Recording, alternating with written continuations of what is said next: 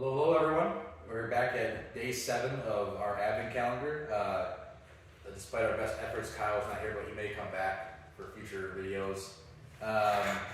Today we have a very, very fancy can, Bamboo Pilsner. It is a German Pilsner. John can talk a little bit about it here. I mean, this can is freaking crazy. It's got like a punk vibe. It's wild. A skull with like zebra print on it, all kinds of rainbow stuff. Very different from every other can we've had thus far. Yeah, it's got a hi-hat symbol coming out of the skull's head. It's like just wow. This has got like punk vibes. If you guys are familiar with Brewdog out of England area, like I think they're an English, maybe a Scottish brewery, but very, very punk. This is like the same exact aesthetic. So very, very cool. Another 5% ABV. So these guys are staying in that same vein. Lots of art that seems to suggest music. John, you got anything to say? So this one got rated a little bit lower than the last couple days on the community. So this one has a 3.38. And I think that's because it's a German Pilsner and not an American Pilsner. So people see that it's a Pilsner, you're going to expect something like a Bud Light, Busch Light, that American water. And for a German Pilsner, you're going to expect a little bit more of a hoppy note. So this one's IBU, and that's an international bitterness unit, is a 38. And that's creeping up into hazy IPA range. So you have to know that a German Pilsner is not an American Pilsner. And it's going to be either really, really malty with some pale ale styles to it. And we should expect that out of this can. That is this style. That's correct for it. Yeah, and in fact, in some ways, the Hellas's that we had in the past are actually much closer to American domestics because Hellas just means bright. So those are light. They're not stylistically appropriate. A Pilsner is a very specific style, and it's quite more aggressive in Germany. The one thing to note about a German Pilsner and why it's called a German Pilsner is that hoppy note that you should taste is only supposed to be on your palate for about 15 seconds. It should be gone and you shouldn't taste it after 15 seconds. Unlike an IPA, which you're going to taste that hoppiness pretty much until your next drink. Right, and maybe beyond. Right. So, man, I'm kind of excited for this because if it's done well, German Pilsner is probably up there with my favorite styles. So, it gives you the hop lover a little bit of what you want from a good pale ale. And it also is clean enough and drinkable enough that it's sessionable. So and we should see a nice straw to light gold color. So it should not be amber coming out of the can like yesterday's Marzen. And like yesterday, how we were saying that there's a sulfury note to it. That's actually acceptable in this style of beer. So we can't dock it for that. Right, we're not allergic to flavor on the Pilsner like we are with the Hellas. So a more full body or aggressive flavor is actually fairly reasonable. Alright, let's get into it.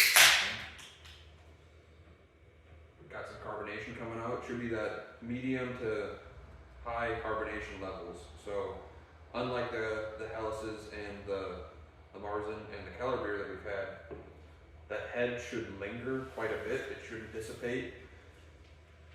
So it'll be interesting to see as we get through this how long that head sticks around. This is a pretty one.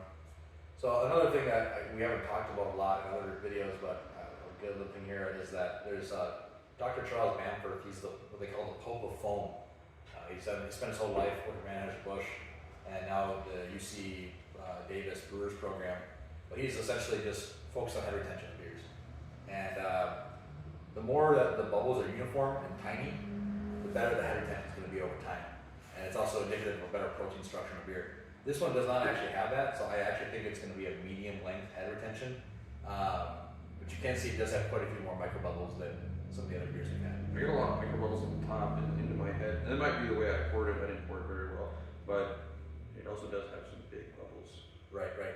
And those are essentially like the defects, if you will. But the defects, when I say that, I mean that in the most loving way. It's not like it's from a perfect head, which is not the goal of every beer. Right. So, but I tell you what, Anheuser-Busch definitely worries about that. A lot. With that being said, I mean, get that sniffer in there. I didn't even write down the. Oh man, it smells like a good pale ale. To be honest with you, It does. so I'm kind of that's exciting. Freshness. the visual is perfect. I don't think that I have any criticisms here. No, that's honestly a light gold color. It's not quite as low as straw. Yeah, I could easily give this a perfect score on aroma and appearance. I have without sweating a bullet. I would agree. Just off the rip. Yeah, that's amazing. And I'm excited to drink this, so that also might be motivating me closer to the flavor rating. Which is the big one, as we all know. 20 points. 20 points. Yeah, and yesterday was not go well for them. Alright, ready to get in this one? Let's do it. A little bit from my mouth, a little bit from my shirt. Dry. Yep. Which is appropriate for Pilsner, right? Mhm. German Pilsner, so we're not mad about that. And that's later on in the malt field, that's a perfect 3 out of 3, or 5 out of 5, excuse me.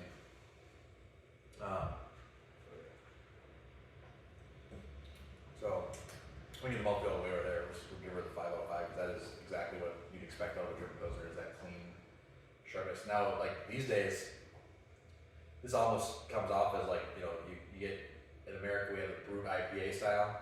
Now everyone wants to do these dry champagne-like IPAs. That was popular for a short period of time. They were doing this way before that. But honestly, even so I know IBUs are technically a made-up number. It just describes how bitter it's going to be on the human palate. And it's supposed to be out of 100, even though people lie. Yep. And make up numbers more than 100. But for being a 38, I do not get a whole lot of bitterness out of this. I get more of a dry aspect to it.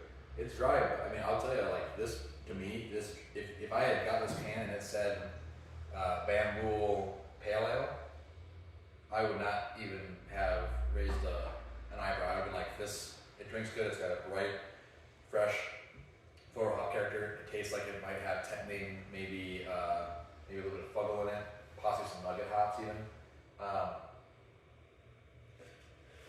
Another one of the perfect German beers with hops, malt, and water. So Oh yeah, another one. It's the German Brew Law. This is cool because this is honestly, I mean, if you're an IPA lover, pale ale lover, I would seek this up. This is really good. I really don't have actually any criticism of the flavor at all. In fact, if I'm being very honest, I really like it. personal note, I think this might be my favorite beer out of all the beers we've had so far. That may change over time. I think it's just delicious. I mean, it's essentially like the first craft beer in Germany that was done well before the American craft beer revolution happened. The app did not have anything on it. It just said your taste buds will be amazed. These are all really small breweries, so like a lot of them don't have websites. They don't have any marketing around them. They're very small, but just the fact that this has the cool marketing, it has kind of a hipster-esque vibe, and then also in addition to that, drinks like a classic pale, or German Pilsner in this case, which is very similar. A lot of overlaps. I think this is perfect beer. I would drink this every day of the week. I would seek this one out again. Yep. In America here, one of the ales I seek a lot is Sulu Soup from Copland Goliath. That one's a little bit more on the hazy, fruity side of things.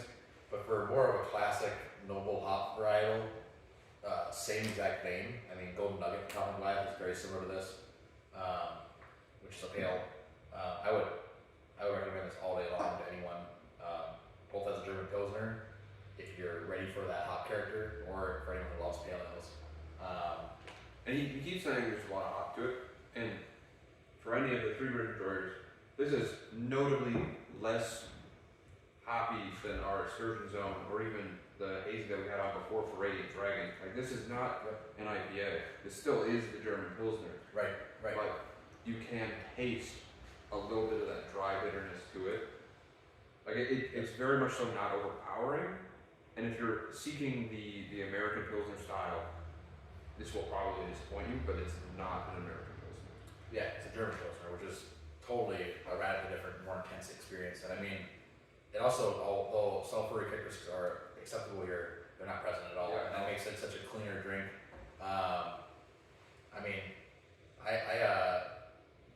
The IBUs of our IPAs here are between 45 and 55 IBUs. This is 38. I mean, we're in a good sweet spot here. of pale ale territory. I would not hesitate to give this a perfect score. I think this is a 50 out of 50 beer. Honestly, I would agree. This is fantastic. This is the first beer that we've had. So this is day 7. So of the 7 beers, this is the only one that I would look for in a store. Like actively look for if I want to drink it again. If I can put this on draft in my gastropub, I will put it on draft in gastropub. It's a good beer. That being said, I mean, this is a good experience. I don't know. I feel like we gotta give them a 9 overall just because it's not perfect, but it's so damn A good. 9 overall. 9.5? I'll fight for that 10. I'll fight for that 10. I think it's- 9.5? We can give it a 9 if you want to. You want to keep them down, man. But I don't know. These guys, they earned it. I think they're. Alright, let's go. I think these guys are. This might be. This is probably. I'm not gonna lie. I could imagine this being the best beer in this whole pack, but I don't know that yet. But I'm saying the way this is crafted, it's perfectly balanced. The lack of body with the hops. This is a hard thing to do, and these guys have done it with like gold medals, man.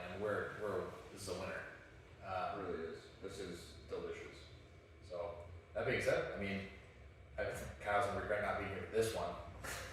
Honestly, It's, like this is I his said style. yesterday, I drink a lot of beer, and this one might have cracked top 5 beers I've ever drank. Yeah, it's not a bad beer at all. And world class beers in America I've had are just like this. So day 7, perfect score. 50, Bam, 50, Rule, maybe. Pilsner, German Pilsner. And it's got the coolest can, so Coolest cans, when, right. when we rate the cans at the end of this, this one might be up there. However, it is a little more postmodern, Yep. So you gotta be an artist to really appreciate it. and for those of you who don't know, postmodern is being weird for the sake of being weird. Right. But it's a cool can. I like it. I like the beer. Actually, I should say I love the beer. But All right. Well, that being said, we're gonna move on. We'll see you guys tomorrow for day 8 of our Advent calendar. Take it easy, guys.